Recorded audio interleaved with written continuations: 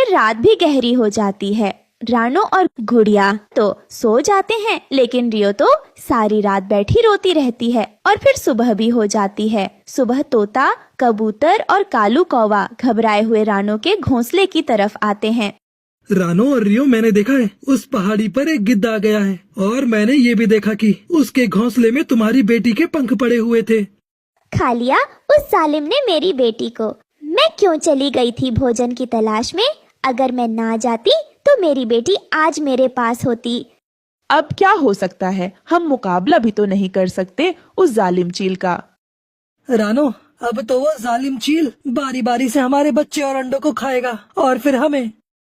फिर वो सभी पक्षी बहुत ज्यादा परेशान हो जाते हैं और फिर वो सभी अपने अपने घर की तरफ चले जाते हैं। कालू, मेरा मन तो बहुत डर रहा है और मेरा जग्गू तो बहुत छोटा है, वो तो अभी उड़ भी नहीं पाएगा। अगर उसे वो शिकारी ले गया तो मैं तो मर ही जाऊंगी। आज वो फिर से आएगा और फिर ले जाएगा किसी न किसी बच्चे को।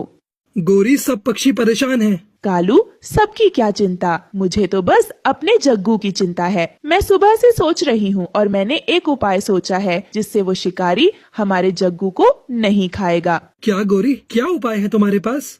हम उस शिकारी के पास जाते हैं और उसे कहते हैं कि वो हमारे घोंसले में ना आए। बदले में हम उसे बताएंगे कि किस किस घोंसले में अंडे और उसके लिए मांस मिलेगा। लेकिन गोरी, ये सब पक्षी हमारे दोस्त हैं, हम अपने दोस्तों के साथ ऐसा नहीं कर सकते।